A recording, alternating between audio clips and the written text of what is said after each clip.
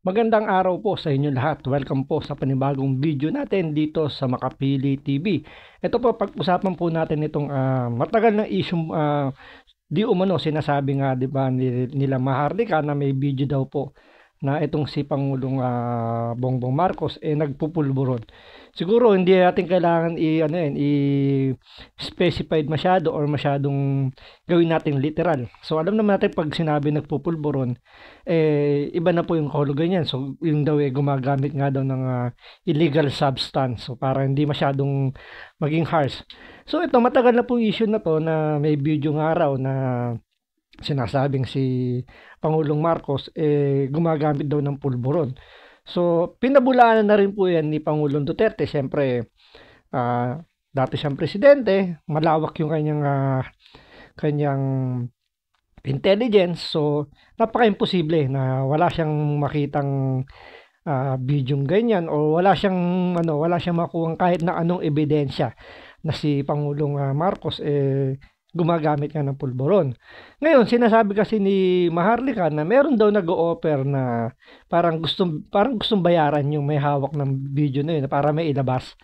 So, lang naman yung issue na yan na last year pa na pinipilit nilang paputukin pero hindi masyadong kinakagat nga ng mga vloggers, lalo-lalo na ng mainstream media. So, marami rin nagtatanong bakit nga, ayun nga, hindi daw ito masyado na pag-uusapan sa social media. Ito, sasagutin ni Banat Bay kung bakit kahit sila hindi nila pinapatulan itong issue na to. Pero base na rin dito kay Attorney Harry Roque, si spokesperson, meron pa siyang mga ibang lilinawin din kung sakali man totoo o hindi man totoo yung mga bali-balitang ito nga si Pangulong Marcos gumagamit nga doon ng pulburon.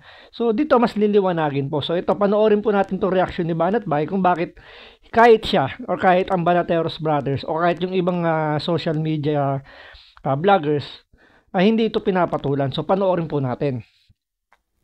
Alam mo, marami nagtatanong, bakit ba Banat Bay tila ata kayo mga banateros hindi masyado dyan sa video-video na yan? Bakit?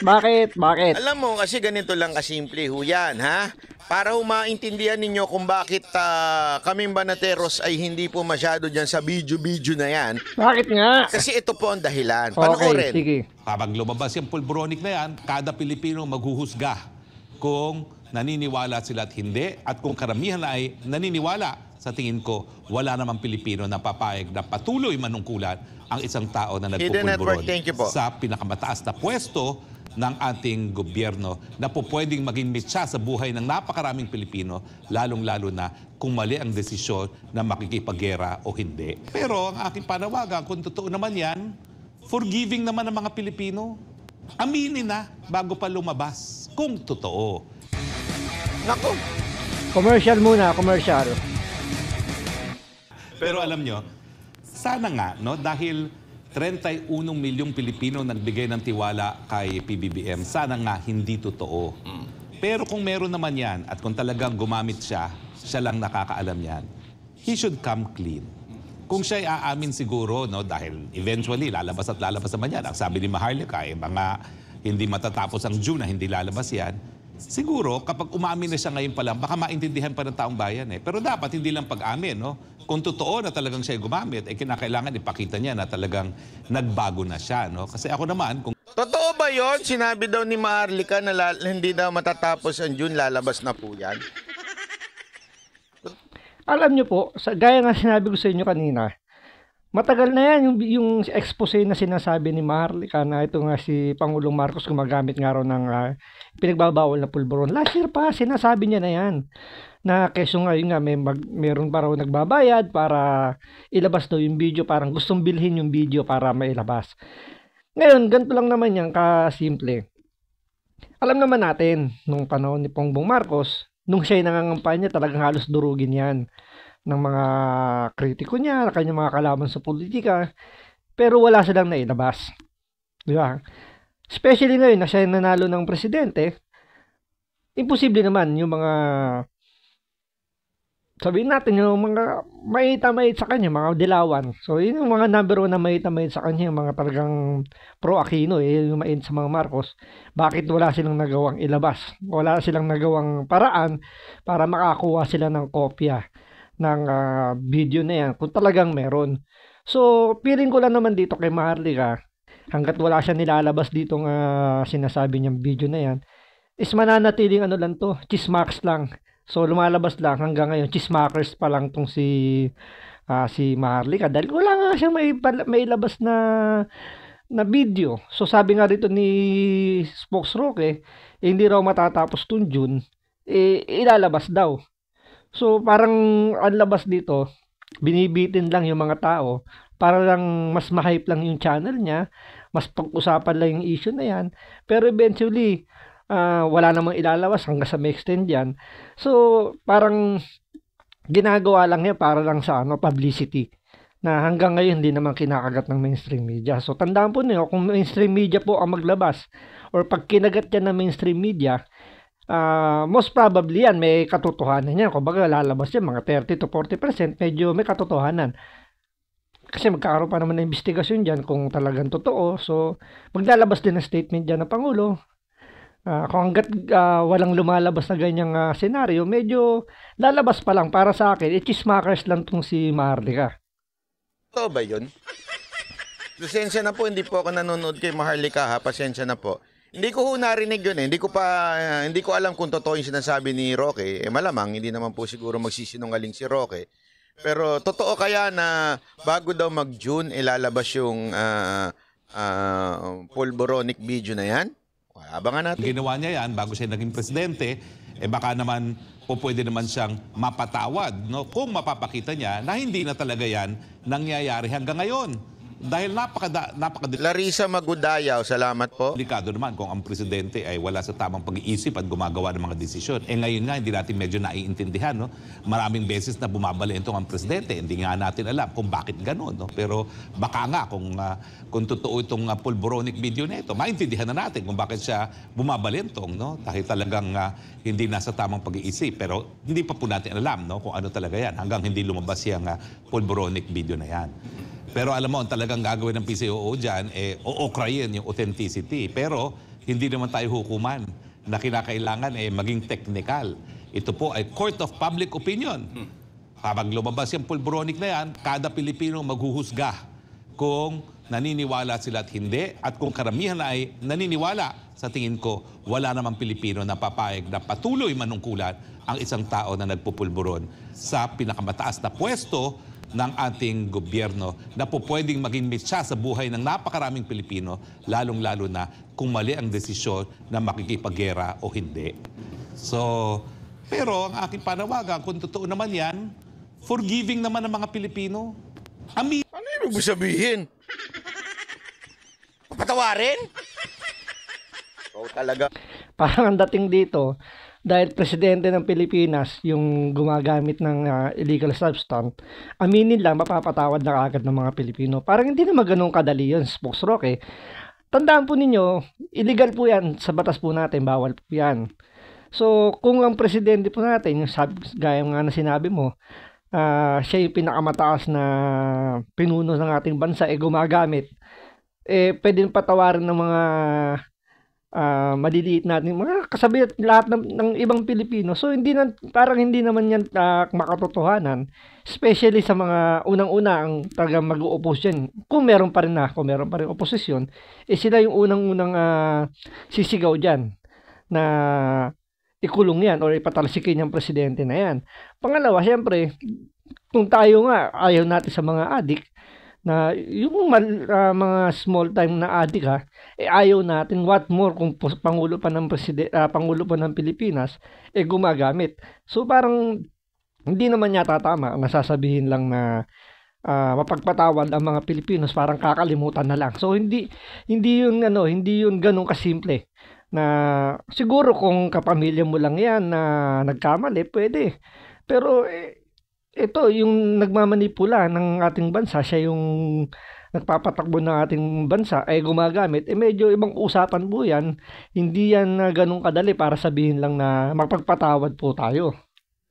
Roque, oo. Hindi na, bago pa lumabas. Kung totoo. Siya lang makakasagot niyan eh. Pero At saka yung mga malalapit niyang mga kaibigan. Pero I'm sure ngayon, nag-uusap-usap na yan kung anong susunod na hakbang na gagawin nila. No? At I'm sure, dahil si Maharlika ay nag-confirm ng nakita niya yan, abay, hindi papayag yan na hindi ipapalabas ni Maharlika yan. Di ba? Kasi ngayon, alam natin, may hawak ng video si Maharlika. At alam mo, partner, hindi mo po pwedeng okrayin si Maharlika, no? Dahil bagamat siya ay nabawasan na ng viewers sa Facebook. Hindi ko alam kung meron pa siyang Facebook. Abay sa YouTube, no? Kada broadcast niya at araw-araw siya nagbo-broadcast, hindi bababa sa 100,000 ang viewers niya, no? Sa 100,000 niya, na po pwede magtrumpeta kung anong mga nasasabi ni Maharlika, no? Pero mali po ata yung parang inyong sinasabi, spokes, Roque, ano? Yung hindi porket marami ibig sabihin ay makatotohanan na kagad ang isang balita. Alam mo, ganito lang kasimple. Para sa akin po kasi sinabi po dito ni Roque na impeachable daw kung sakasakali yung pulboronic video na yan. Ibig sabihin po kasi, di ba, para ma-impeach ka yung public trust sa'yo hindi dapat mawala. Sa akin, ito lang. Ayokong husgahan kaagad kung ito ba ito totoo o hindi. Pero, hindi ko lang maintindihan kung totoo yan, bakit pinatatagal nyo pa? Naiirita kasi ko doon sa sinasabing perfect timing, ganyan-ganyan. This is the perfect timing. More than anything, more than the date, ito na ho yung tamang panahon. Bakit to kanyo? Ako, it's not yung makaka-6 na taon pa ba si PBBM, tapos 4 na taon kung sakasakaling pumalit si BP Sara, tapos 6 na taon para uli kumandidato si BP Sara. Akin ito we are in the times na malapit na po tayong magera. Bakit to? Bakit to? Dahil sa mali-maling desisyon o sa tingin ko ay maling foreign policy ng ating gobyerno, ng ating pamahalaan, ng ating una-una ng presidente. Aantayin pa po ba natin na magkaroon pa ng isang matinding gera bago ilabas yung video? Doon, maganda yung punto ni Banat Bay. Parang, ano pa bang inaantay nyo? O ano pa bang inaantay ni Maharlika? Gaya na sinabi ni spokesperson, may hawak ng video raw si Maharlika. So, ano pa bang inaantay mo para patagalin pa na sinasabi mo? Parang, sabihin natin totoo, di ba? For the sake of argument, totoong gumagamit nga itong si Pangulong Marcos. Ano pang inaantay mo? Alam mo namang hindi maganda sa isang public official na gumagamit. Nagagalit nga tayo, pulis. Pag ang pulis na involved sa drugs, empleyado ng gobyerno, kahit nga private citizen, di ba? Medyo nagkaaroon tayo ng hindi magandang impresyon kapag ito ay gumagamit. Lalong-lalo na to, Pangulo to ng Pilipinas na gumagamit. Ano pang inaantay mo? Bakit hindi pa ilabas yung video? Kung sabi nga ni spokesperson, may hawak na raw na video tong si Maharlika. So, ibig sabihin, kung talagang totoong gumagamit, sabihin natin, gano'n lang. Dahil nga sabi mo, may hawak na video na gano'n nga raw gumagamit. Nakaka-apekto yun kung paano mag-handle ng sitwasyon, lalong-lalo nga ngayon na nagkakaroon na ng tension ngayon sa West Philippines, gawa ng sabi nga ni Banat Bay, dahil sa maling foreign policy ng gobyerno natin ngayon, nalalapit or may posibleng magkaroon o may posibilidad na magkaroon ng giyera. Ano pa bang inaantay? Baka ang inaantay ni Maharlika, ilabas tong video kapag malapit na yung midterm election or yung kampanya, para yun yung gagamitin para tablahin yung mga i-endorse ni Marcos na mga senador, mga magiging kaalyado niya diyan sa Kamara. Alam niyo yun, parang gagamitin pang panangga or ano yun, parang Yun yung pinakaalas lang para matalo, hindi manalo yung mga sabihin natin i-endorso ni Pangulong Marcos. So o kaya pwedeng ilabas mo yun pagdating ng susunod na eleksyon. So hindi mo maintindihan kung bakit ano bang perfect timing ang inaantay dito ni Maharlika na eto na iba na yung tinatakbo ng mga desisyon ng gobyerno natin. So, pwede nakakaapekto yung paggamit nga niya ng illegal substance na yan kung totoong gumagamit pwede makaapekto yan sa kanyang mga desisyon. Kaya nga, yung tanong ni Bahat Bay dito, kailan ba yung perfect timing? Kasi kung titignan po natin, ito para lang ipaliwanag ko sa inyo bakit this is the perfect time kung meron man totoo. Na sinabi nga ni Pangulong Duterte, kung meron yan, nilabas na yan. Ba't wala? Bakit hindi nilabas? Kaya nga hindi din siya naniniwala na merong video. Ganon din po ako. Bakit ako maniniwala kung isang bagay ang tagal ilabas pinapabitin? Ano to, pelikula? Teleserye. May announcement? Lalabas na, malapit na. Ito na, showing na. Anong drama yan? Tigil nyo na yung drama. This is not a drama. Baka kailangan pa ng premiere nights bago ilabas tong video na to. So kailangan kaya rito kailangan ng ng may mga red carpet pa, may mga pabanderitas pa. Baka yun ang inaantay nila.